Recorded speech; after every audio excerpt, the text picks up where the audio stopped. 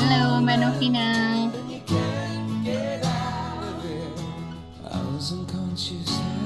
Hai Kak.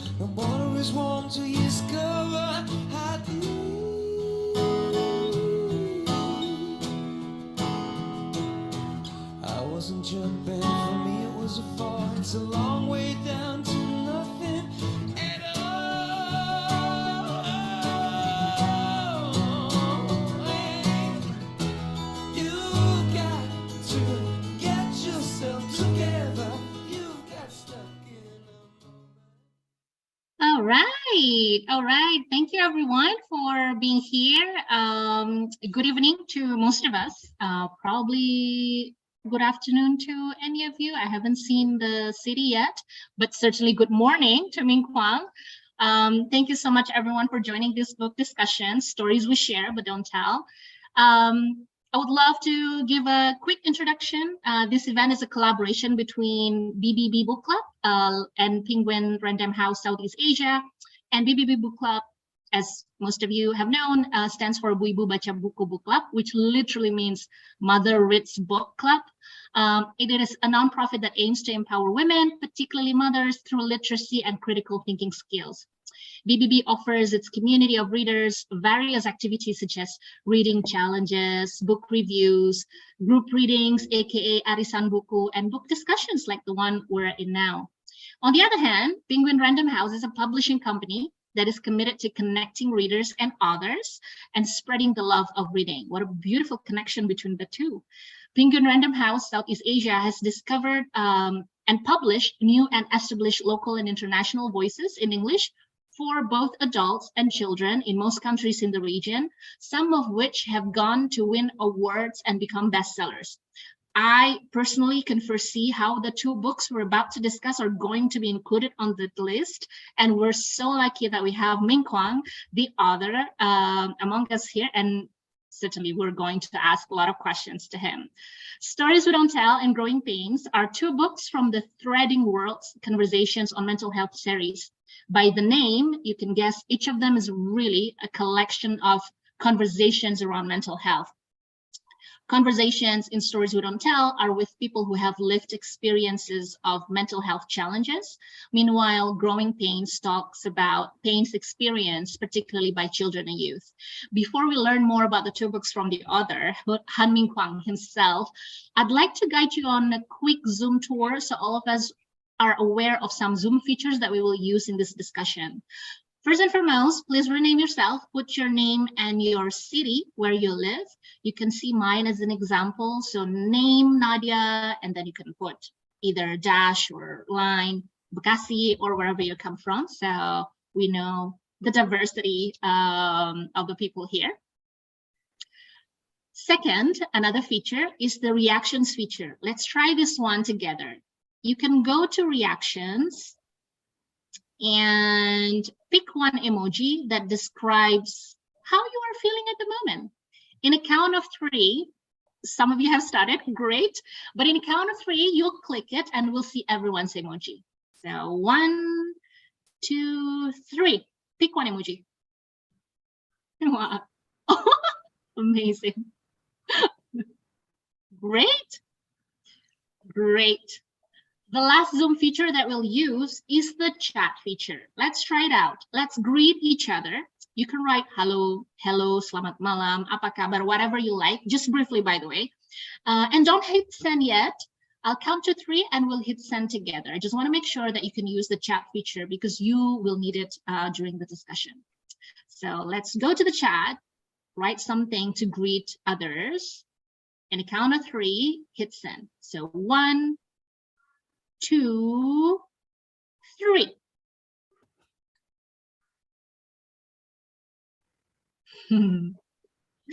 Amazing. Cool. So that's our quick Zoom tour. Particularly on the last two, please use them during the discussion whenever you see fit.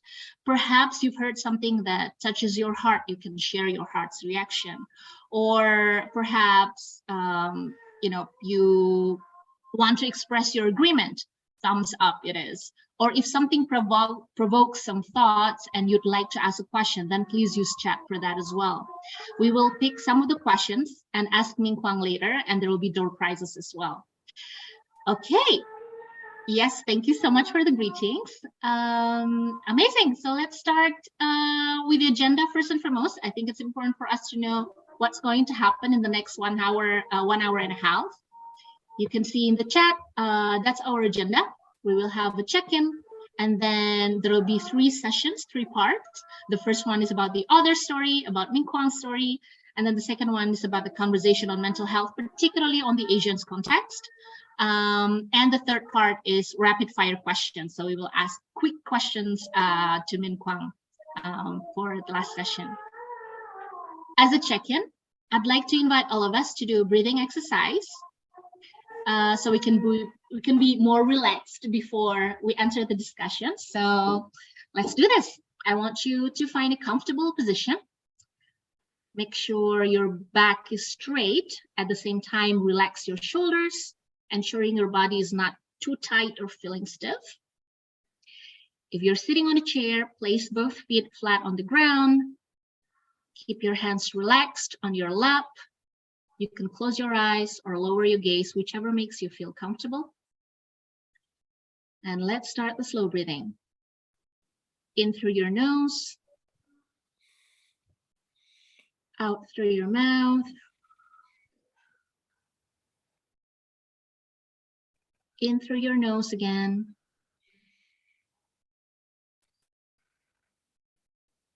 Out through your mouth.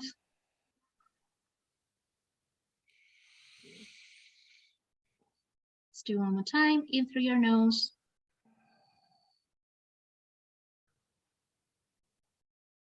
And out to your mouth.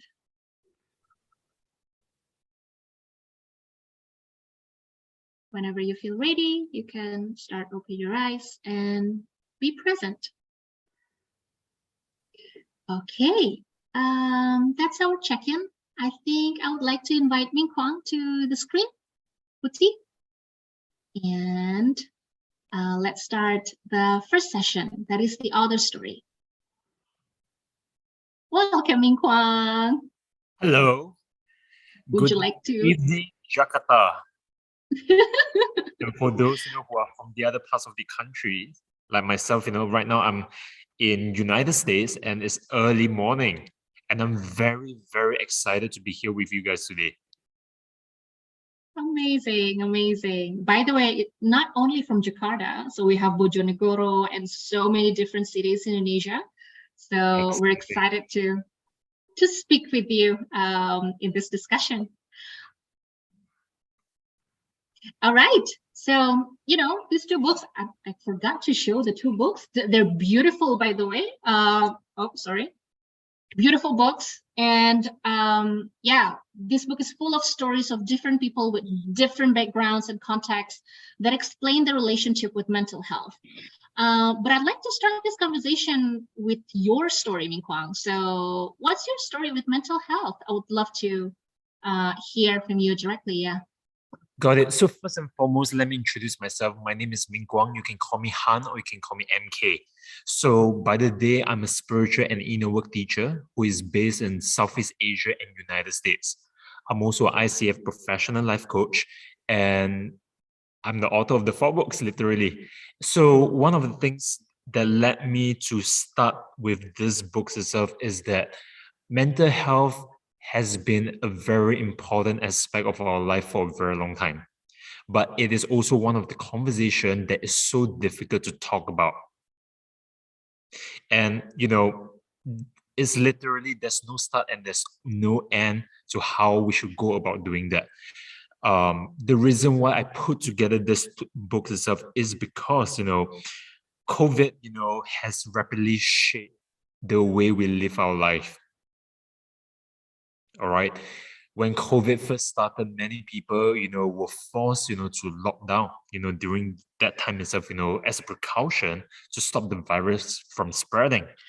And at the expense of that itself is that, when we do not understand who we are as a person or our emotions, and we get cooped up, we don't really know how to deal with difficult emotions. And for the most part, this has caused, a lot of domestic violence and also a rise in mental health issues and also suicide prevention that came up. So part of, putting together this book itself is to be able to educate our audience, whoever that's reading, since books itself is one of the medium itself. So I'm the founder and the creative director of Disconnect.today. So it is a mental health agency and organization that we set up back in Singapore to use experiential films and also artworks to raise awareness of mental health and suicide prevention. So films, art itself is one medium, one channel, and book itself is another channel itself. So the reason why I gathered 72 different professionals to talk about this whole topic itself is because, every single person have their own stories. And it is not about who is right or what is right. It is about allowing ourselves, to be open to the different realities of what mental health is. So one of the format in the book itself is that it is a dialogue between me and the other person. And some of these people includes, people who work in the mental health industry. It could be doctors, nurses, counselors, social workers, and also politicians and leaders. So as a result of that, we get a very diverse view of what mental health is and what mental health is not. So instead of me telling you what mental health is, you can read the book itself with an open mind and with your perspective and personal experience, no matter what stage of life you're in. You'll be able to make sense of the book in your own reality.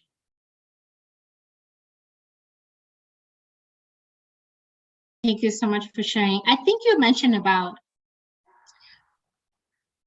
how you write, how you started to write, and almost like why you chose the format, why it's a dialogue, why it's not, a narration from you.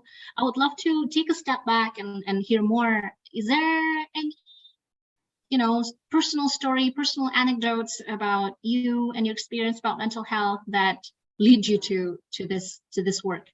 Well, I definitely did. So I started this whole thing around inner work and transformational work, which includes trauma responsive work, since I was 19. And at 19 itself, back in Singapore, it is a mandate, to serve the national service. So I was in army, and at 19 years old, one of the things that happened to me was that I was offered the Navy officer contract. So things were actually going good for me until I realized that, hey, that is something that's missing inside of me. Okay, I felt that there were more to life than just going through the motion of life of getting a 9-to-5 job itself. Not to say that there's anything wrong with that, but I felt that there was so much more that potential that I have not explored in myself. So that was when I decided to go out there to look for answers in my life. And long story short, I did find the answers, and that was how I stumbled across coaching and also trauma responsive work. So when I work on my issues and myself, I saw a different reality of the world that I could not unsee. So at 20 years old, I kind of make a commitment, to do what I do today. So one of the things that I've been doing is I run a lot of humanitarian campaigns and also philanthropist work to raise awareness on mental health and suicide prevention. And this journey has been a very eye-opening one, because every single case that I had, is always very different, because everybody is different and unique in their own way. And we cannot really put a label to people who are experiencing mental health issues, simply because mental health is something that's so invisible and intangible that we can't really grasp. So I remember back in 2019, me and one of my, partner for another project itself, we were in Malaysia representing Singapore for an art exhibition. So that was when I received a phone call that one of my junior actually passed away through suicide.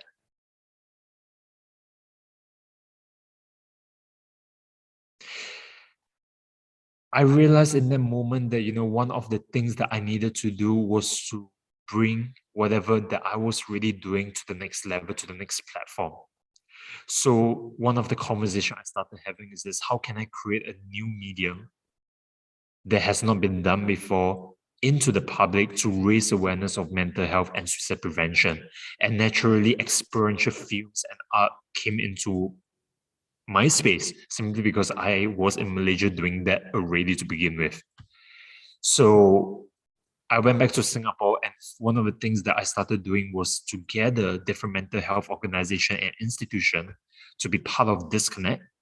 And then, COVID happens. So that was when the lockdown, things happened, which I felt that it couldn't be even better because I saw a big problem that was going to happen when people is going to be locked down and be forced to be at home.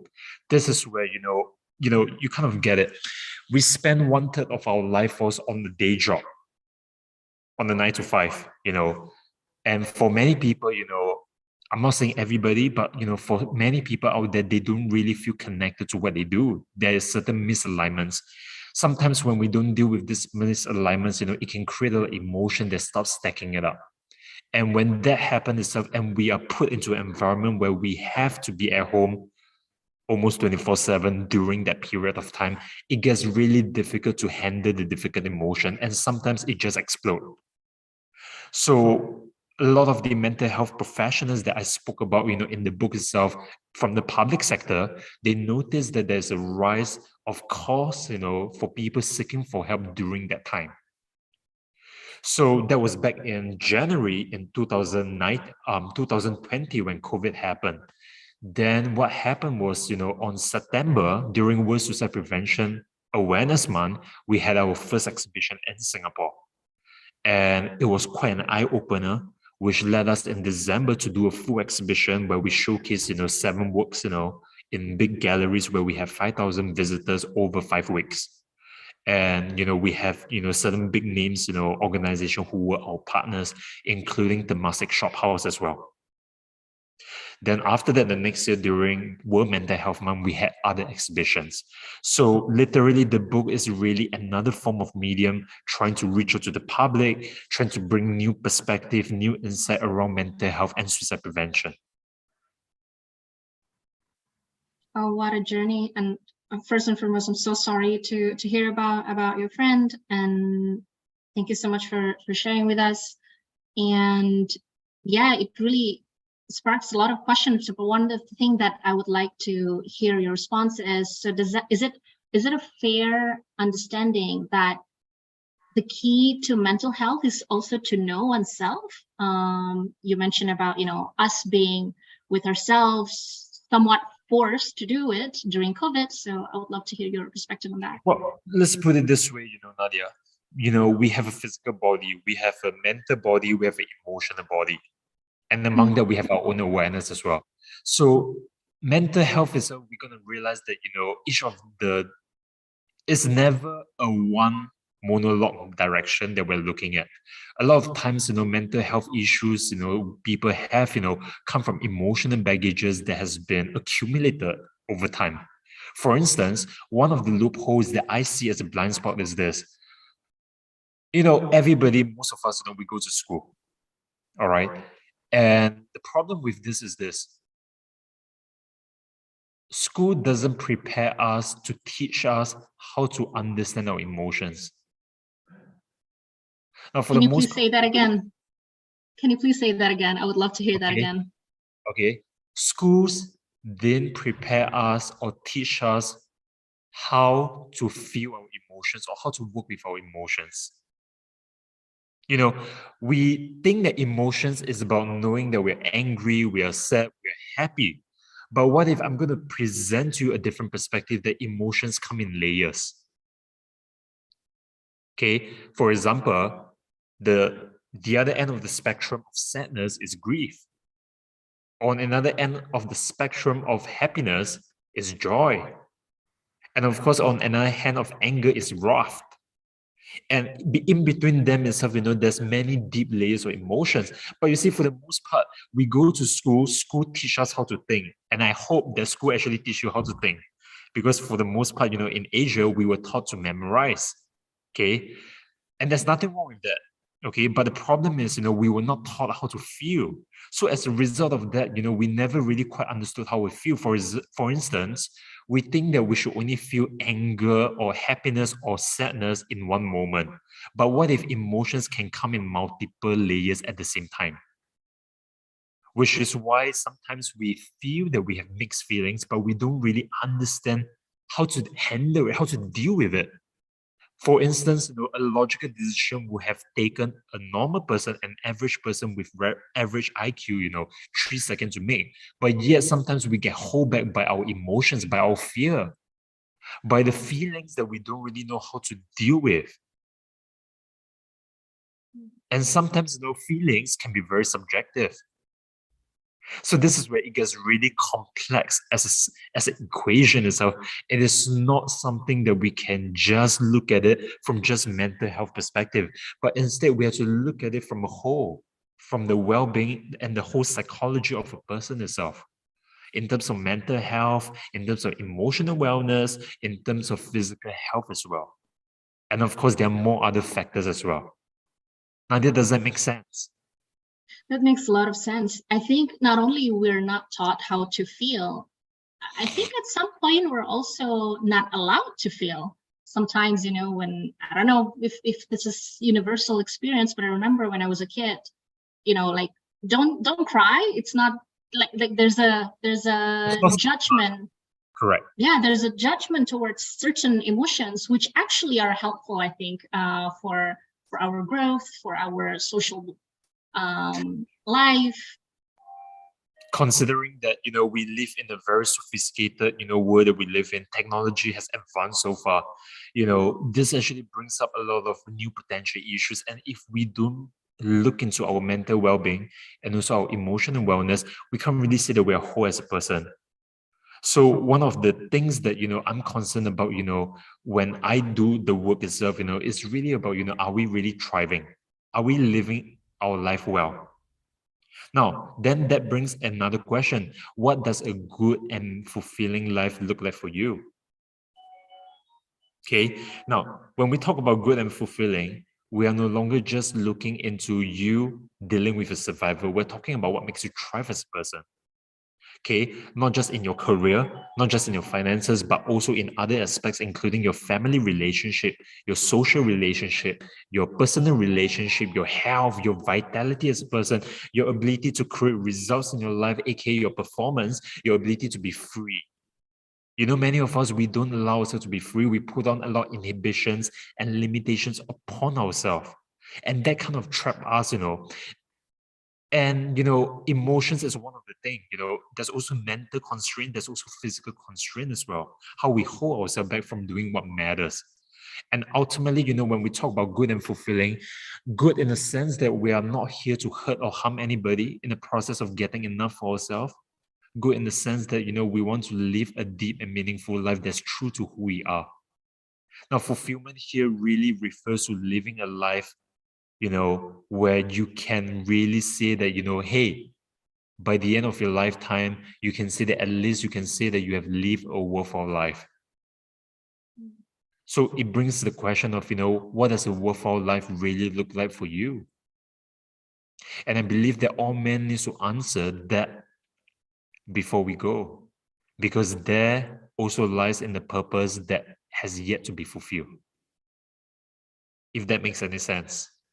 I can't agree more. I can't agree more. I think that's a good segue to the second part, so we can narrow to Asian context, mental health in Asia. And I would love to hear your perspective, especially after you can conclude from several interviews that you've done. Is there anything related to culture that prevent people to, talk about mental health, to, just see the needs of, well, using your point, to feel our feelings, to respect our emotions and others' emotions? I would love to hear whether you see any patterns from your conversations. Well, I did notice a pattern, and one of the patterns is this. Even before the conversation, if we look at it from a statistic, Korea and Japan has one of the highest suicide rate in the world. Okay, so that actually tells us something. if we were to look into the eastern side and the western side itself, we notice that in the eastern side, we come from a very strict environment where we have to behave in a certain way. Whereas, in the western side itself, there's more freedom that's being taught about. Okay. And, each of these cultures, they bring different issues on the table. So it is not about what is right, what is wrong, what is better, and what is not good. So it comes in certain moderation itself.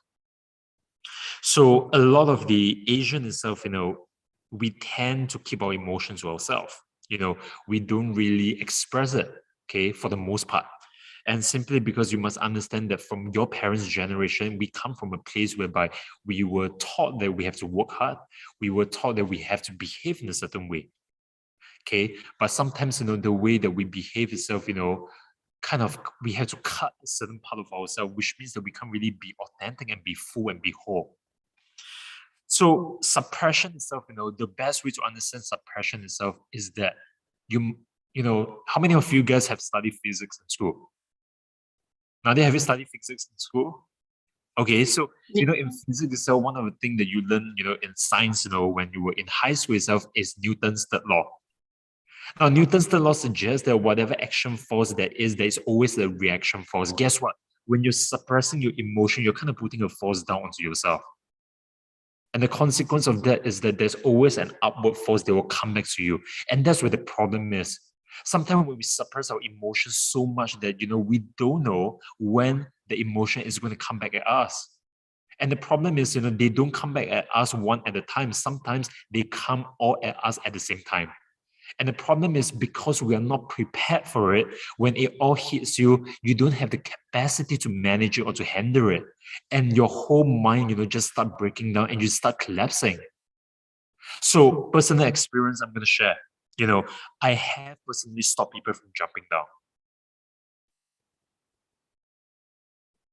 Oh, wow. Literally. And one of the things that I realized is this. You might be able to stop them from physically jumping down, but if we don't address the root cause of the issue in the first place, they'll always find ways, to end their life. Do you understand what I'm saying? So a lot of times, we are trained to solve problems at the surface level, but to solve a problem at the root level, it requires us to unpeel ourselves. Just like a piece of onion, it consists us to unpeel different layers of ourselves. Okay, so that we can really uncover and to see the truth for what it is. And let me share with you this. Most people who are contemplating suicide, guess what? They don't have the full conscious awareness that they're really ending their life. All they saw was 4 walls of shit from the issues that they're facing, and they thought that they want to get out of their issue, and they don't see a way out. So that's why, I think that the book, is critically important because, the book itself, has the ability for any people to watch out for one another. And more importantly, it allows us to understand ourselves at a deeper level and also understand ourselves, in terms of mental wellness and also emotional wellness, what mental health is and what mental health is not. More importantly, it also gives us a language to describe what we're really feeling. And because a lot of times we were not trained to deal with these emotions, we don't necessarily have the vocabulary to even describe what we're going through. So solving root cause, of the issue is always a problem. It's always a critical, important factor that we cannot undermine. If we want to solve an issue for real, we have to solve it at the root cause. And to solve it at the root cause, it requires to really us going deep within ourselves to know who we are as a person. And so that, because there's things that we can see, there are things that we know, there are things that we know that we don't know, and there are things that we don't know that we don't know. And usually the things that hit us hard is the things that we don't see them coming, the things that we don't know that we don't know. So with awareness itself, I believe that, it will prepare us, to handle crisis in life. It will handle us to have more resilience. It will help us, to be able to find the power in us to live a life that really matters and to thrive. More importantly, to thrive and to live our life in our own terms rather than, to go through motions or even living a life that's not yours. because too many times we took on unfulfilled dreams from the people around us. And it doesn't make sense. I think we're zooming It out makes a lot of sense. different aspects really at this point. I think you're speaking on the meta level, and I would love to go to something practical. So Sure. you're talking about, the importance of getting to know oneself better. Is there any, practical things that your interviewees do in order for them to get to know themselves better? And also another thing, I think you mentioned about, the importance of asking the right question, right? Because sometimes in order for us to know or to find the answer is really about having that right question first and foremost. But what if that question is difficult to face? Like it's not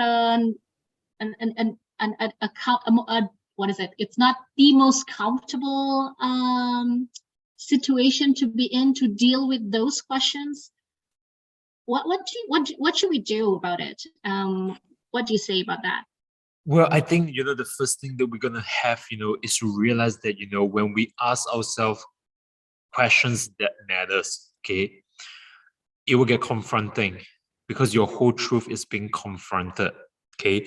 That's why it is important to work with coach. It's important to work with somebody else because we have our blind spots. Because think about it logically, if you could ask yourself the right questions, you wouldn't be stuck in the first place. Okay, so no matter what stage of life you're in, there's always a next level to go. But the problem is we are limited to our blind spots.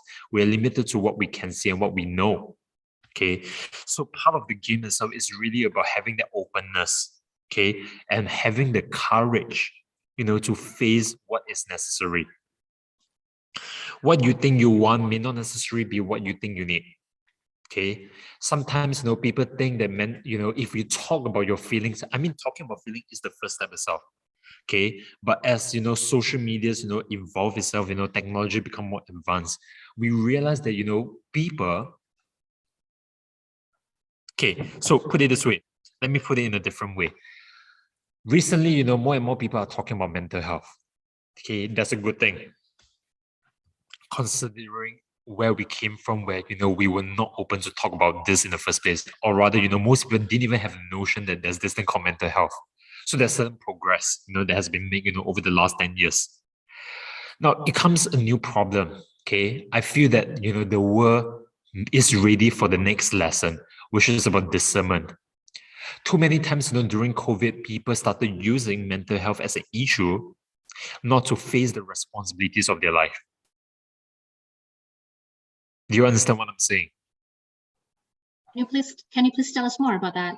So, for instance, there were reports, about how people try to skip work, by saying that they have certain mental health issues, when actually they were not diagnosed. Okay, and really, to be frank, when we don't take full responsibility ourselves, you can always use any reason or anything in your life to justify. But first thing we're going to realize is this: we are the cause of our own suffering. Therefore, if we want to free ourselves, only you can free yourself. And the way to free yourself is you must have the willingness and the openness to want to take responsibility about yourself and about your life. Okay, that requires you to look into yourself, which is very confronting, which begins with asking yourself the right question. And one of the questions that I would like for people to ask yourself is this: are you living a life true to yourself? And I just want to start with this question for everybody who is down here. Are you living a life true to yourself? Now, if the answer is yes, great. Ask yourself this: what is the next level you can get to? How are you going to live a life to create more meaning and more value for yourself and for the people around you, of course? Because, we live in a very dynamic world where relationships are important. Okay. Now, if your answer is a no, then you're going to really figure out, what is really holding you back. What is really holding you back from living true to your life?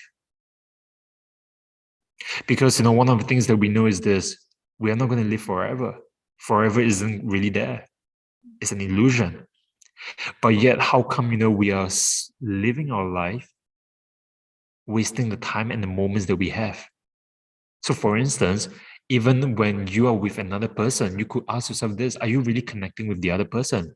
Now, for the most part, these days, relationships, people really don't fully connect simply because they themselves are not fully connected within themselves. And as a result of that, they can't connect with the people around them.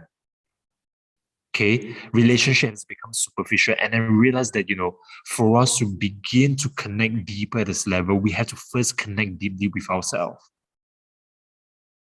And if we can connect deeply with ourselves, then guess what? We have more awareness and consciousness around whatever that's really happening, whether in our external world or also our internal world. Because your external world is really shaped by your internal world, literally.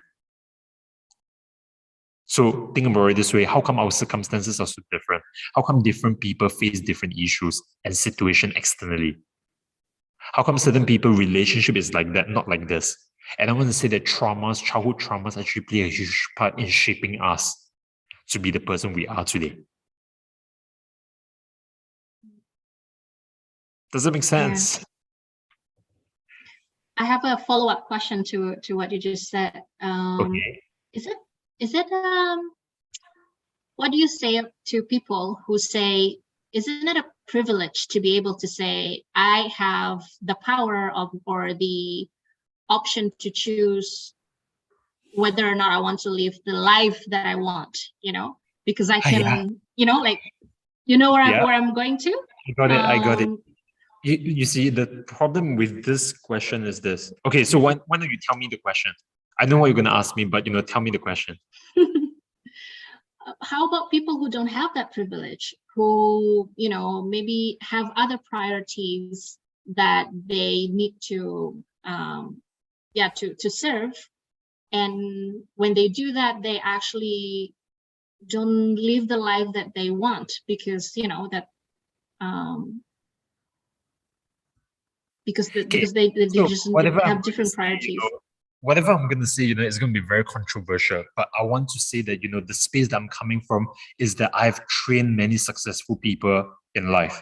Because as a life coach, as also a teacher myself, I've worked with people from all walks of life. I've also trained politicians and C-suite leaders itself. And I feel that one of the things that really set people apart is really about standards and responsibility. Okay, so there's no judgment in whatever I'm saying. And one of the things that, you're going to realize is this, no matter what stage of life you're in, there's always a way out. The moment you think that there's no way out, you have already given up yourself. Okay, regardless of your circumstances, because why? Your circumstances in your life was created by you. Therefore, it can only be resolved by you. Nobody can save your ass but you.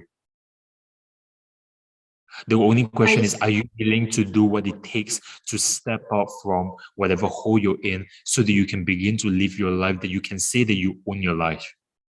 If you cannot own your life, then what else can you own? Because your life is the only fundamental thing that you can have control in, literally. And it has to start now. Are you suggesting that it's really a matter of mindset as well? I don't think it's just a function of mindset. I think it's about doing the right action.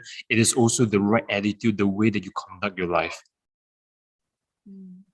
Okay, it is also about knowing yourself. It is also about knowing your values. So what's really important for you at the end of the day?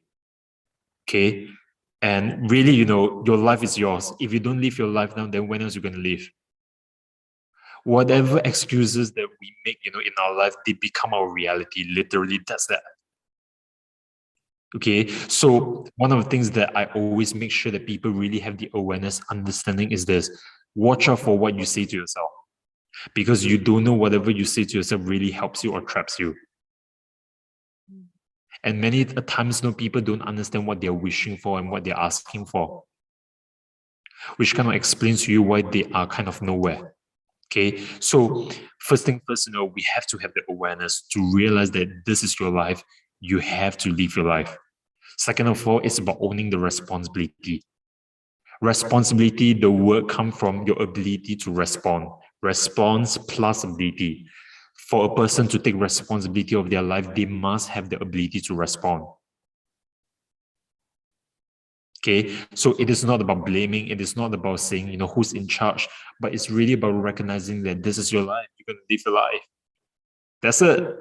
And nobody can tell you how to live your life but you. And if you don't know what matters to you, then it's important for you to step out there to find out what's really important for you at the core. I love that. And I think it reminds me of one story in Growing Pains. I think it's about, I think either it's Growing Pains or Stories We Don't Tell, two things. I think the first one in Stories We Don't Tell, it mentions about, the norm in Asia where it's community before me. Meanwhile, probably in Western, it's me, individual before community. And sometimes we need to draw the clear boundaries where we can, serve the community at the same time, also be true to ourselves, just like what you said. So any suggestions on how we can be more clear about boundaries and respectful at the same time to others? So actually, when you're asking me this question, I was reading the chat itself, to read the questions some of the participants actually have. And I'm actually thinking in my head, how do I weave them together so that, it's very elegant and impeccable? So put it this way, the truth is always difficult. Okay? The truth always is uncomfortable. Okay? That's why it requires a lot of courage and self-love to want to even look into ourselves. Okay, you must recognize that self-love, you must love yourself enough for you to want to help yourself. Okay, so, when you talk about boundaries and also respect yourself, I think they're important. Okay, because boundary itself also got to do with you knowing yourself. You got to know what you stand for. You got to know what your values are before you can establish your boundaries. If you don't know who you are, then, guess what? You won't be able to fully establish your boundaries.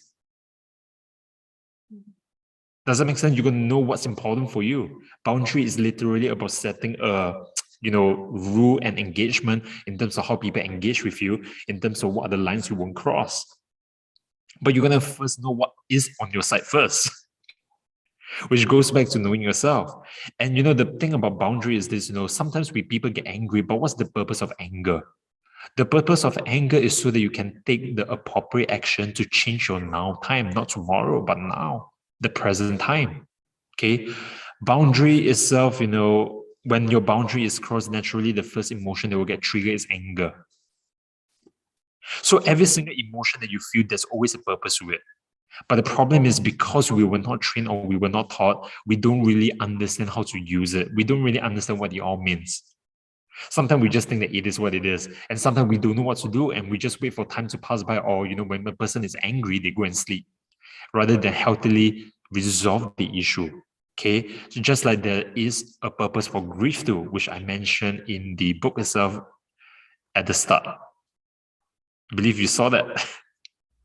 Grief. At the start. A message from the other part? Correct. Yeah. I wrote that, so we talk about grief, we talk about the purpose of anger, we talk about also the purpose of joy. So every single emotion does have a purpose.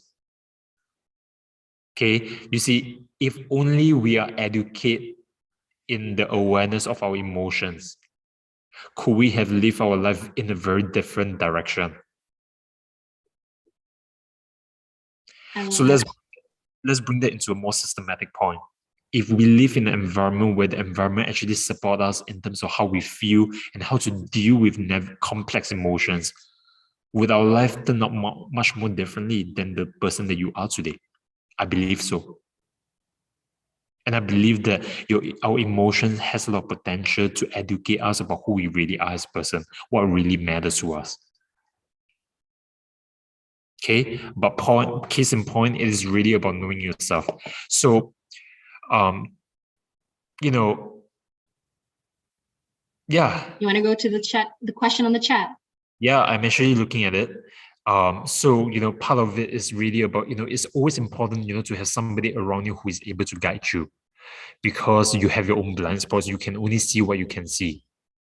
And the things that you don't see are usually the things that create issues in your life, Because if you could see, you would be able to resolve it in the first place. But the fact that you couldn't resolve it is because there's something there. And a lot of us, we fear obstacles. People fear obstacles. But they don't realize the purpose of obstacles is so that it can prepare you and to get you to your purpose. Does that make sense? Can I ask a follow-up question to that? So you mentioned there is a benefit of having someone to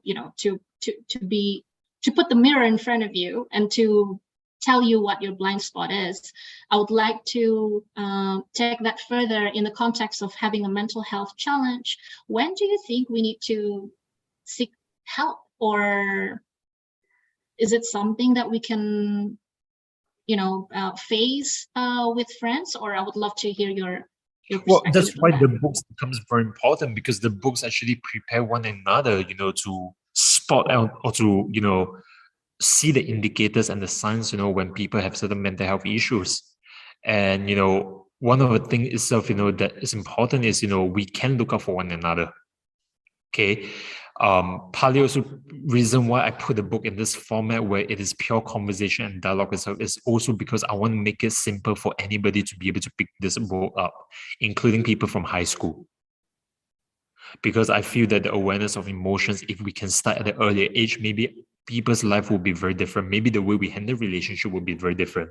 Maybe the way we approach, difficult, complex equations in our life will also be different as well. The way we perceive obstacles, the way we perceive, our life, what's important for ourselves. So yes, to answer your question, yes, we can help ourselves, we can support one another.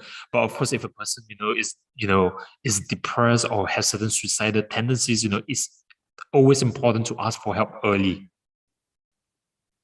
Okay, we don't want to just prevent bad things from happening. We want to resolve issues. And literally, again, I say this again, with an open heart, this is a very confronting and a heavy conversation, but it requires a lot of courage and self-love. And part of self-love is that you recognize that you love yourself enough to want yourself to live your life well and to thrive.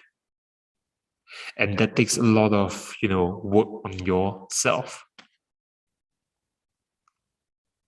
Does it make sense? And by the way, I want to mention to everyone, I got the privilege of reading the two books, and exactly what Ming Kwang mentioned. Actually, some part of the stories, some of the interviewees mentioned when is the right time to seek professional help, and they have their own context. And I think this is again confirming what Ming Kwang mentioned about people have their own perspective and their own experience with mental health. Really great book, and I think I can resonate on many levels with different stories.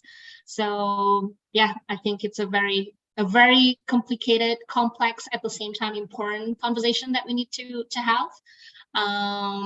And yeah, it's nice to see the vocabulary as well, right? To name the problems that we actually have but not aware in the first place. I think I feel empowered after reading the two books. Okay. Do you want to say something, or may I ask you some questions from the chat? Sure, you can ask. This is an interesting one. So from Nofina, I don't know whether you want to unmute and ask your question yourself, Nofina Amelia, or I can read it for you for now. So everyone has their own problems and their mental health condition. The question is it important to be normal? My interpretation of this is not having a mental issue, or it's enough to be me now. Maybe I would like to take a step back. What is there a normal? What is normal, actually? What is normal? Literally, as you said, what is normal? Okay. Normal is literally what you perceive as status quo. Whatever that has go through as a everyday thing, that has built certain habitual patterns around it. If feeling angry every single day over time, is your normal, then it is normal for you to feel angry all the times. And then it is not normal for you not to feel angry. Okay? So normal shouldn't be what you're trying. You shouldn't be, what we're looking for. But instead, it is really about how you can be you. Okay, the only person who can be you is you. So guess what? The only person who can live your life well is you too. The only people who can resolve your issue is you. And you do know your faults and where things are flawed. Okay, which means that you do have the personal power, to do something about it. And I believe I addressed this question, at the earlier conversation in a different way. I think you did, and I would like to follow up on that. Sure. How can we draw the line then between accepting and appreciating what we have, who we are now, and aiming to be better, and therefore wanting to become more? Well, I think, one of the important things is gratitude. We should be grateful. We should live our life, with an attitude of gratitude, to be grateful for what we have.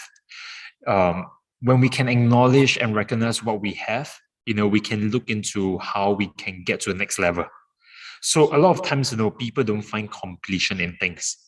So they leave things incomplete, just like how, certain relationships end, in a way that leave you incomplete, literally.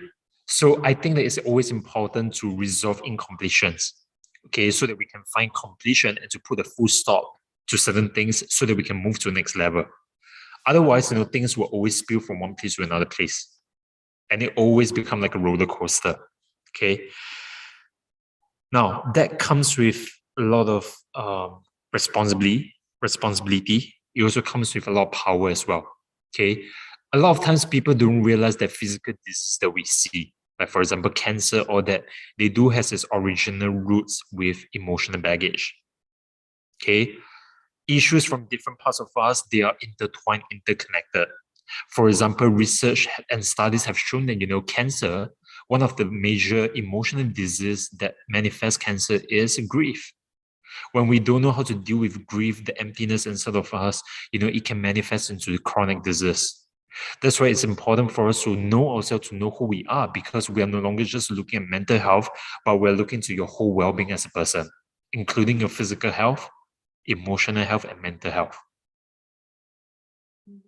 So that's a lot of the kind of thing and the work that I do at a private level with doctors, in hospitals, in public sector, and also in America, that I don't really talk about. I think that we have to really look into our life. And see it from a holistic perspective instead of just saying one thing, because they are all actually interconnected, right? Correct. They are always interconnected. We live in a web of consciousness where everything is actually intertwined and linked. The problem is we don't know how it links. I mean, even with people to people, we're only 6 degrees of separation, less than that. So guess what? So is your internal world. If external world is really like that, internal world, there must be certain frameworks and pattern that follows that as well. So that's why it is important for us to know ourselves at an early age, because we're not just looking at prevention of issues. We're talking about living your life well so that you can thrive. Again, and not to mention, we have probably already had some baggages from the past as well. So, yeah. Your childhood trauma does play a huge part, literally. Yeah. And, childhood trauma doesn't necessarily mean that you have to live in an abusive family or whatsoever. Okay, childhood trauma can look as simple as, oh, your dad wasn't there for you when you were 4 years old when you needed him because he had to go to work. But in your 4-year-old you couldn't see anything you can't see the big picture. You didn't understand why your dad couldn't be with you. So you started making a conclusion in your head that your dad was never there for you. So as you grew up, there's always this missing father figure that you can't really quite explain it. But that itself can be a trauma for a kid who is only 4 years old. Doesn't make any sense to whatever I'm saying. Yeah. So I'm saying that traumas can happen in all sorts of ways in any moment, no matter how big or how small it is. Too many times we pass our judgment and conclude that it doesn't matter. Okay? And the problem is this: we barely remember what we ate for lunch last Tuesday. Needless to say that most of your life that you experience, you don't really remember the totality of what really happened to you. You only remember what you want to remember, the things that are likely to be significant, which can be good, which can be bad. But usually it's also the insignificant things that shape your blind spots too. That's true. That's true. All right. By the way, before we read the question on the chat, I would like to ask a quick question. I think something that you mentioned about, Sure. our incapacity of not seeing or not feeling full gratitude of what we have. Is it a fair interpretation that our inability to accept imperfection is actually detrimental to our mental health? Well, And I would is say that that- something that is shaped by our society as well? Well, I would say that, that definitely is definitely affected by the way we look at ourselves, all right, and also the way the society standards and norms are set, okay? Guess what? You are not your name. Your name is just a social construct. Your education is just a social construct. Things around you are just made out of different social constructs. The question that we have to be able to answer is this: if you take out all these little social constructs around you out of the way, your family relationship, things around you that you thought to be true about you, and you leave it and you look at it from whatever that's left, I believe that's where you get an insight to who you really are as a person. Because you are not your name. Your name was given to you. You are not the relationships that you have. Does it make sense? But what about how can I'm a bit torn here, because I think we are a combination of all those things, but if we don't have them, then how can I answer who am I? And isn't it okay to actually admit or acknowledge that I'm a combination of these things without having to attach myself to one of them and losing my identity when that thing is gone? But you see, the problem is this: the moment you think that that's important to you, that's an attachment, isn't it? Which kind of contradicts, into understanding who you really are. And that's why the best way to understand yourself is to look at it from the whole frame where you're not attached to anything. The moment you attach yourself to something, you have bias. That's why I say you have blind spots. We can only see what we can see. Therefore, the whole process itself, it requires you to be very honest with yourself, to recognize that, you are not those things, yet those things are in your life. Now, I'm not saying to cut those things away from your life. I'm saying that to look at it from a place where you're able to detach yourself from it, yet those things are still in your life, if that makes sense. It's a very, very complicated It is. I think. It is very complex. That's why, we work, with, I work with, students, patients, and also clients, at a personal level, so that we can look into what's really important for them. Because if a person actually knows what's important for them, guess what? They will live true to it automatically. Because it's important for them. So my interpretation of that is I can say who I am based on my values, because it's not associated by everyone or everything around me. Is that a correct interpretation? Well, that is also important. Your value system, your value, literally value comes from the word value. It tells you what is valuable to you. So of course, your values, knowing your values give you insight to who you are. Okay, whatever you have on the external is just a representation and metaphor for different values that holds important for you in your life.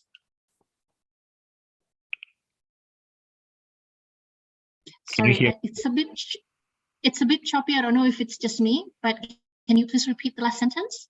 So I say this: your values tells you what is valuable to you. And guess what? The things that you value on the external, your friends, your relationship, your family, all that, they are a representation and metaphors for what is valuable to you. Therefore, it gives you indications of your values, which give you a hint and a clue to what's really important for you in your life. I love that. Very complex. I always love very complex indeed, but I always love about, Yeah. Sorry, go on. Tell me what you love about.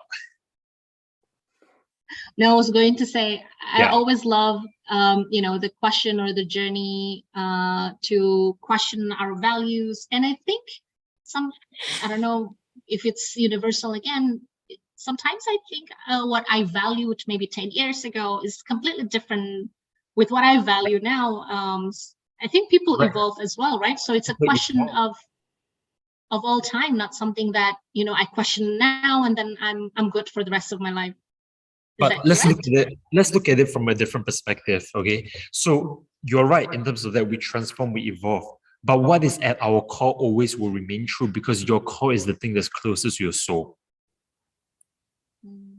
Okay, which a lot of people are asking themselves, the question of what should they do or what is their purpose in life. Okay, your purpose in life got to do with something that's innately close to the core of who you really are as a person. Therefore, when you know yourself and you know your purpose of life, you begin to unravel the next level of game of ascension to self-actualization, which, psychologists has been talking about it for a long time. But that requires a lot of work on yourself to know who you are.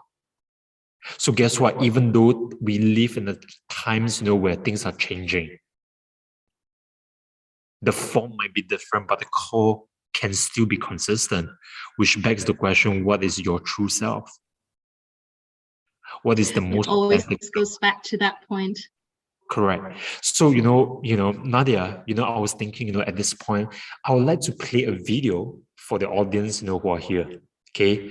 This is a video, Sure. a film that, I produced, under Disconnect. And I feel that it's going to be very relevant to everybody. Okay. I'm going to play the video before I explain what the video is about so that everybody have an understanding. So at this point, I'm going to share screen. I'm going to share sound. And I'm going to go into the internet. All right.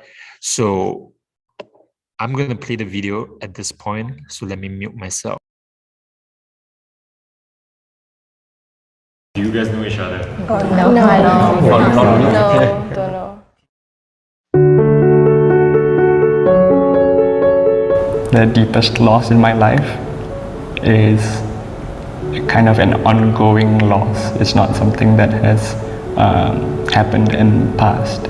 My deepest pain would be when I was in my teenage years.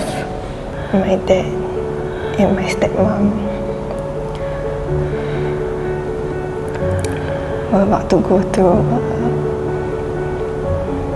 a divorce. When I argue with other people or like friends or even like partners, things like that, I always remain like quite level-headed. I'm quite okay with conflict management, but like with my mom, I really see like the darker sides of myself. Every once in a while, I would think back and think about all the people that I hurt in JC. Like, what if they haven't really forgiven me? It all came to me, and there was this period of time whereby I felt like I was the shittiest person in the world, and I didn't deserve any love because of the way I treated people, especially somebody that has loved me with all her heart. I felt angry at him for what he did to my mother. To this day, I cannot imagine the amount of shame he has and how he can still be proud to be my mom's husband. When I was growing up, I never learned how to cry. I never learned how to be angry when I should be angry. I never learned how to speak for something that's important to me. And the only thing I know how to be is happy. But other people, even when I got nothing to be happy about. I don't know, man. Like sometimes when I talk about these kind of things, I feel that I force myself to sound very like strong or very positive. But I'm not sure, on the inside, whether I'm really believing what I say. When I was trying to get some fresh air outside, I almost wanted to just talk to some strangers because I don't know, I just didn't know who to turn to. Definitely not easy on the day when I saw him passing away. And the very next day I had to go back to work. As a child, I didn't really know the concept of like death and loss and that kind of thing. So watching him deteriorate so quickly from like, I think there was the day that I was visiting him, and it was the day that he actually left. Yeah, so the doctors couldn't do anything to save him, and that was it. He was gone.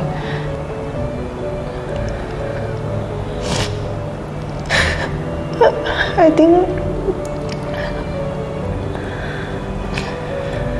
that's the worst thing I've ever done.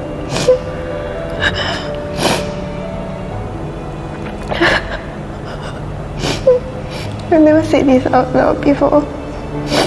I just wanted to take a moment, one last moment to feel everything before I say goodbye. And I felt that the world has shown me so many beautiful things. The blue sky, the greeneries, the sound of the birds. I couldn't let go.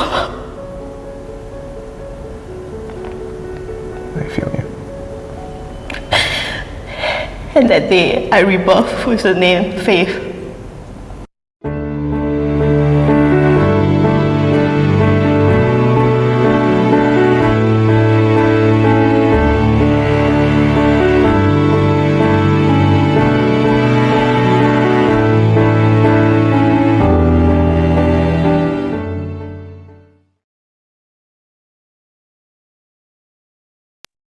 Can I say something, Ming Kwang? Yeah. I really love how the video shows that. I think that's what we need, right? The safe space for us to feel the emotion and to navigate those difficult emotions. So to give people more context about the video itself, that was a trailer of one of the first film that I launched, back in 2020 when COVID actually happens. So what you saw down there was literally raw. That was a trailer of each of them, were given 10 minutes, to speak their personal truth. So when one person was talking, the other person is just there holding the space, to create that whole safe space that we just talked about. And the only thing that they could respond is, I feel you. So then when 10 minutes is up, I will call for switch and the other person will start talking. So every single one of them are paired as strangers. They're meeting each other for the first time. And, they could literally talk about anything, but, conversation around loss, around pain, started showing up for this group. So that was the trailer of the piece, of the piece of work that we showcase in Singapore. So yes, safe space is important to be able to hold that safe space. And, I think Novena is correct. It is important to have a reason to live. And that reason itself, is important. And that's why it's so important for us to know your purpose. Because if you can stand from a higher calling, guess what? You would be able to make meaning out of your life. That's beautiful and so powerful. Yeah. I think that's a good way to end the second part before we go to the third part. That is the rapid fire. I think I would like to ask Puti's help for this housekeeping info. So first and foremost, I would like to do a group photo. I think we need to do that, right, Puti?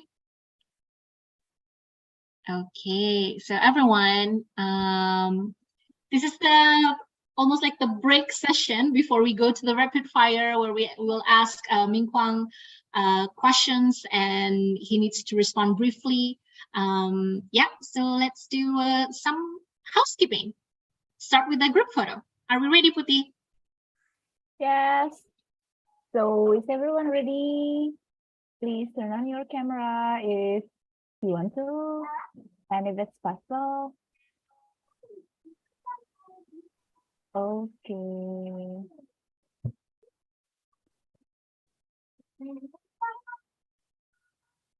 Okay. All good. Sophia, Johanny, Nurul, Iva, Nadia. Okay. I will make it just one slide, but I'll have it twice. So I will count to 3. 1, 2, 3.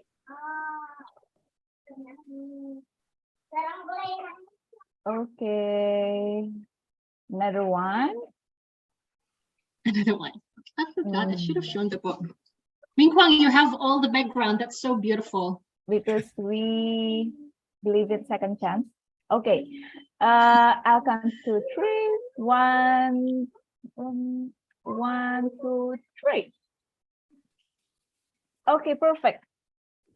All right. Okay. So next one, still housekeeping. We want to announce the winner of the door prize. There are 4 people. Each of you will get Ming Kwang's book, Growing Pains or Stories We Don't Tell. Congratulations. I need your help again, Putih, who they are. I think we have the name to share. Okay. I have a slide.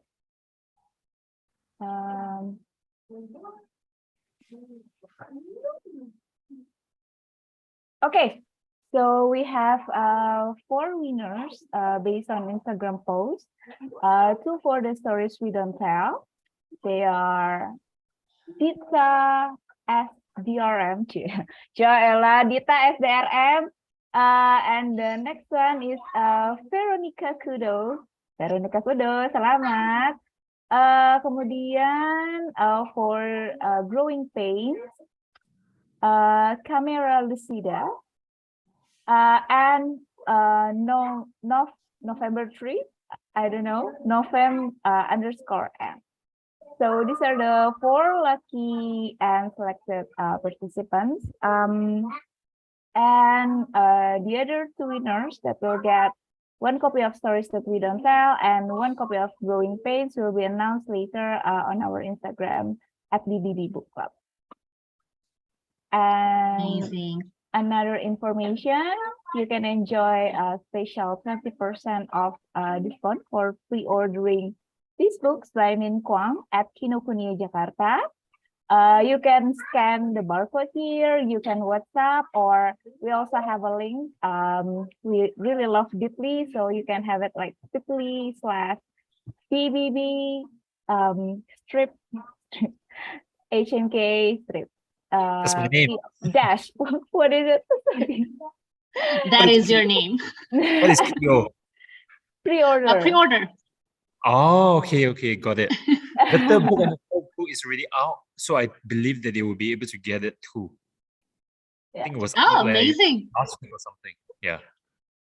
That's amazing. I think that's all the information from me. Cool. Thank you, Putih. One more thing, probably, Ming Kwang, how can we find you and reach out to you? Okay, so let me give the details.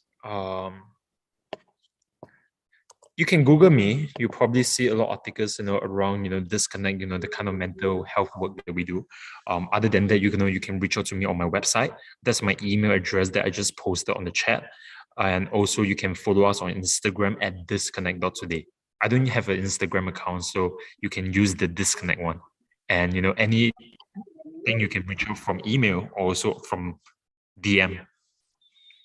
Thank you so much. All right. So we get to the last part of the discussion, rapid fire with you, Ming Kwang. Ideally, you provide a short soundbite response, but you can always elaborate afterward. It's really up to you.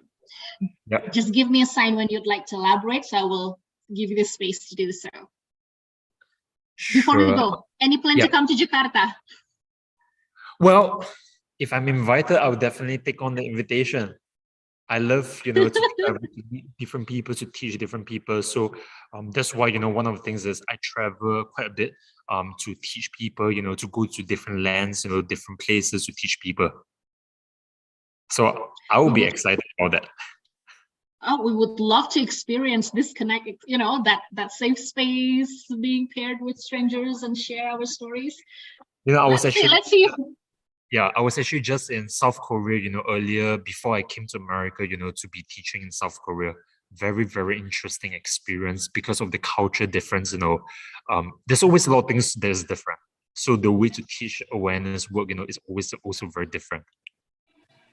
Makes it very Amazing. exciting. Yeah. Garima from Penguin saying we'll try to plan something. Aha! Sounds like a Yeah. green light. We look forward to it. All right. So, Ming Kwang, are you ready? Yes. Spill the tea. Okay. Question number 1. Mental health is? Mental health is important for us to look into ourselves. Is that how mental health is? Yeah. Got it. Mental health is not? Mental health is not about sweeping it underneath the carpet. Do you want to elaborate on that? Okay, so a lot of times, when we talk about labor, it has a lot of stigmas around it. So as a reason, okay, it's a little bit noisy. I'm sorry, there's a, yeah. Can you please repeat? Okay, so I was saying that, mental health, is not about sweeping it underneath the carpet. So too many times, we look at mental health as labor more than to understand it for what it really is. And the moment we start looking at it as a labor, we think that it's a thing rather than it's a subject that we have to put our life into because it involves us. Many times, we cannot sweep our issues underneath the carpet. That's why we don't really get to resolve our issue. Okay, the carpet itself is like a facade. Okay, I like the elaboration. I feel that if I explain too much, it kind of loses its meaning. This is not going to be a rapid fire. Got it. Okay, next one. What is the best piece of advice that you've received you need to share it with everyone, or the shittiest piece of advice that you need to warn us?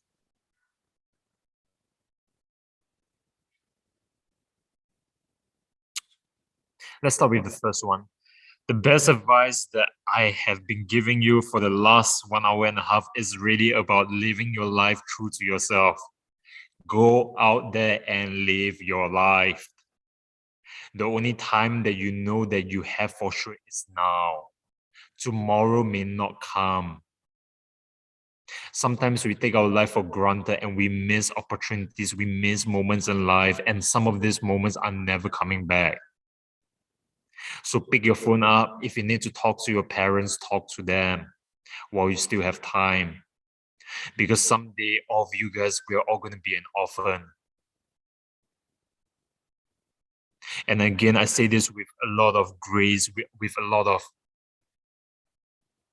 truth, Start doing the things that matters to you while you still have time.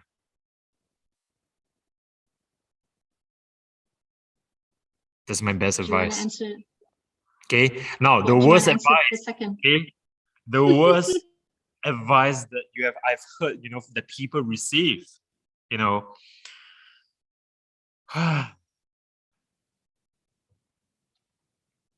sometimes, when we put it this way, okay, whatever I'm saying, it can sound really controversial, but I hope that you hear it as a pinch of salt. Okay. Too many times we listen to people who have never quite lived their life on how to live your life, and you start believing that is true. Unfortunately, a lot of times, your parents, are also the people that you grew up close to because, you grew up as you were a kid with them and you took on certain values and inherited stuff from them too. Okay. And the problem is, if they have never lived their life, how can they tell you how to live your life? So guess what? A lot of people think that, school actually prepares how to live our life, which is true, until they go out into the working world, they realize the working world is very different from what they learn in school. And sometimes, people find it too difficult to grasp. So they spiral down into depression. Okay, now I'm not saying that is the truth and that happens to everybody, that doesn't. But too many times we follow advice of people who have never really lived their life on how to live your life. And I think it's stupid and silly to give the control panel to other people to tell you how to live your life. The only person who can tell you how to live your life is you. So stop giving your power away, start owning your life, and start taking responsibility for yourself. Amazing. Next question. Yes. One thing that you're most grateful at this moment. One thing I'm grateful for this moment is that every moment that I breathe, I make the most out of it. I live my life true to myself. I live my life well. And I don't hold back. Even if it means, saying the things that are uncomfortable. I believe that sometimes truth is more important than being politically correct. And too many times we try to be politically correct for all the wrong reasons. And it creates more illusions, delusions, and facades that stops us from reaching to the truth. So I urge everybody to start living a life true to yourself, because that's the way you can be grounded with truth. I love how consistent you are with your message. Because I live my life that way. Which, Next question. Sorry, go on. Which is a deep commitment to the truth. I think so. I think it's a testament of what you really value and who you really are. Okay, next question. What is the thing that makes you feel hopeful about mental health, particularly in Asia? Well, one of the things I'm really hopeful about is having the books, to be published. Because I saw that this is a window for us to educate people from high school. So no matter which stage of life you're in, no matter what age, this book still becomes relevant. And guess what? 20 years down the road, when you read the book, you're going to have a different perspective. You might start reading and seeing things that you never saw before in the book. So I'm actually hopeful that there's more and more people stepping up to talk about mental health, which brings the next level of equation that we need to be ready for, which is discernment. It is important to discern the truth for what it is, not for what people say. Okay? Literally, as we evolve, the problems only evolve itself. So I feel that the world is ready for the next lesson, which is about discernment. And I'm hopeful for that because that suggests progress. 10 years ago, nobody talks about mental health. Barely people understand what they are feeling, what they're dealing with. Today, more and more people are talking about it. Great. Let's bring it to the next level. How do we discern what is real and what is not? How do we, of course, some people, they read an article and then they start concluding that, hey, they know everything about mental health just because they read one article. But really, from this whole 1 hour and a half conversation, you can see that there's a lot of things that I want to tell you, I want to share, I want to educate people. There's really a lot of things to conclude that you understand something just because you read one article. I think that is ignorance. And ignorance is the cause of many people suffering. So, nope. Let's be open. Let's be open. Let's be willing. Let's face life, with joy, with a lot of love, with a lot of courage. Only when we can do that, we can see more that we don't see.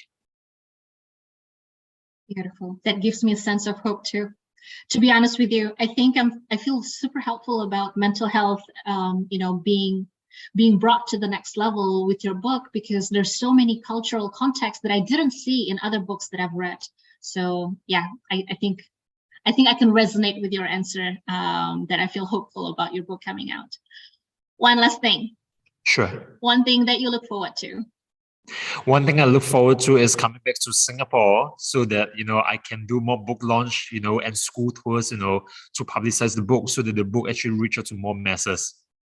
I'm also looking forward for the books, to reach out internationally in different bookstores as it was intended when I put them together, so that more people have greater awareness on what mental health and suicide prevention is, more people can look out for one another, and more people can help themselves, which I believe is the key.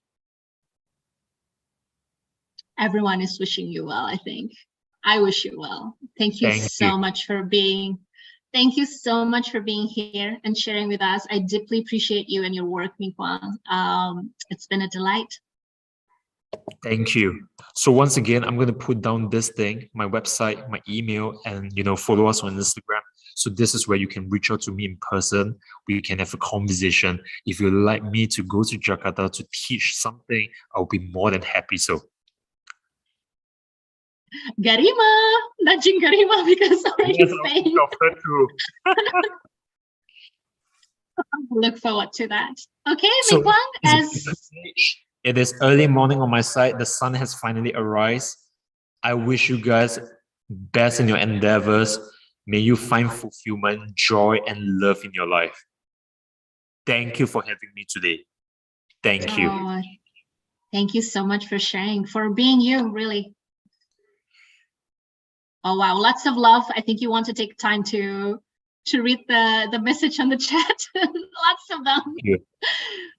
You can stay. I think you want to lead us for a checkout. What do you say? How do you do a checkout? Okay. I don't know. Maybe so, you have a prompt for us. Got it. So, no, I'm good. I think that everybody is at where they need to be at. That's the sense I'm getting. So if you have questions, feel free to reach out to me on the email. I'll be on my computer over the next 30 minutes. So reach out to me, follow us on Instagram, get a sense of what we do. We have been big in Singapore running exhibition. So that might give you certain inspiration, that might help you to understand different things altogether. If you want to see the video again, you can see from my website under the column of Hire Me to Speak. And if you scroll down to the bottom of the website itself, you will see the videos and also some of the classes that I teach in Korea before. So this will be a good place to, I think this is a good place for everybody to learn. Amazing. Yeah. Ming Kwang again, thank you. How would they be able to purchase the book? How would they be able to purchase the book again? So through the link, I will share again in the chat. This link will lead everyone to Kinokuniya's WhatsApp link, I think. There you go. And this link will direct you to Kinokuniya WhatsApp, and the team will be happy to assist you with your order there. All right. That's, I think, the end of our discussion. Thank you so much again, Ming Kwang. Thanks everyone for being here, for your questions. Put the link to a feedback survey. So we would love to get your feedback and about your experience in the last 1 hour and a half, so we can learn how to improve for future book discussion. I think we will keep the Zoom open until the next 5 minutes while Puti wants to play some music. And that's it for today, I guess. Puti, is there anything they would like to add? No. All good. Yeah, I will play the music.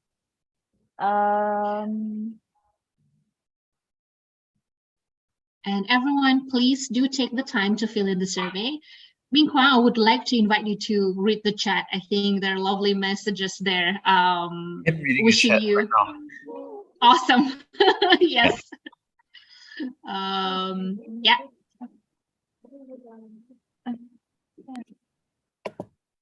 Again, thank you, Ming Kwang. Thank you, Penguin Random House, BBB, and everyone who's here in the last 1 hour and a half. It's been great conversation.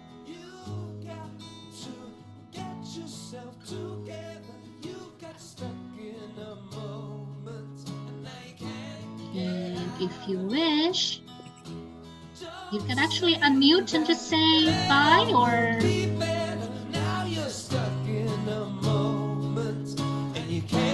Get out of it.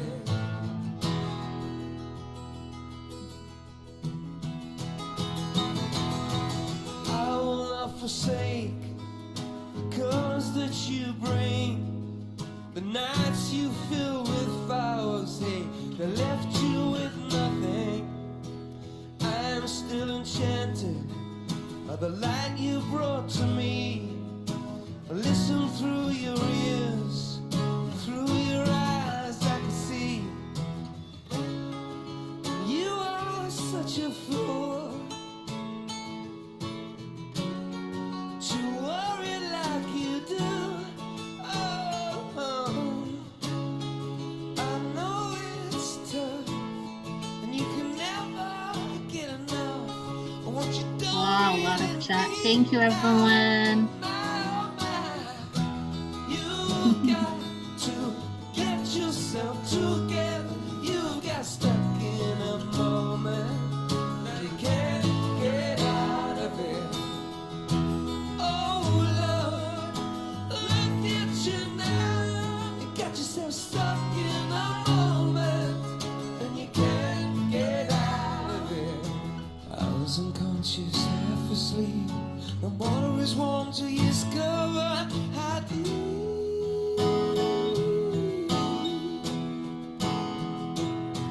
I wasn't jumping, for me it was a fall. It's a long way down to nothing at all.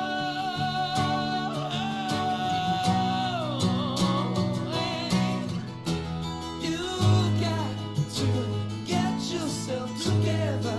You got stuck in a moment. Now you can't get out of it. Don't say that later will be better.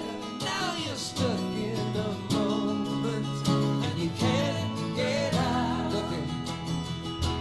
And if the night runs over, and if the day won't last, and if your wish should falter along this stony path, it's just a moment, this time will pass. Thank you, everyone.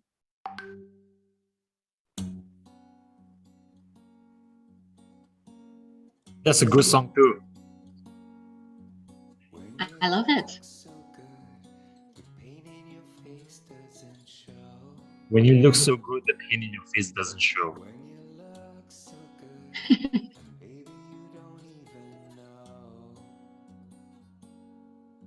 I told you, Putri is a DJ. Like, her selection of music is so extensive. Trust her. And also this one is like Spotify algorithm. Yeah, it's Choosing like- the next song. This song's Yeah, I love you too.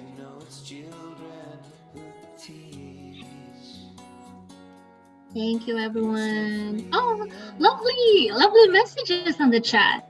Have you finished reading them all? Yeah.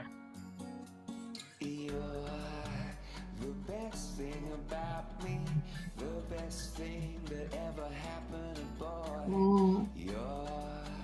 The best thing about me, I'm the kind of trouble that you enjoy. You're the best thing about me. The best things are easy to destroy. You're the best thing about me. The best thing about me. I've been crying out. How bad can a good time be? Shooting off my mouth. All right. Great thing about me. I have everything, but I feel like nothing at all. There's no risky thing for a man who's determined to fall. Okay. Ming Kwang, that was awesome.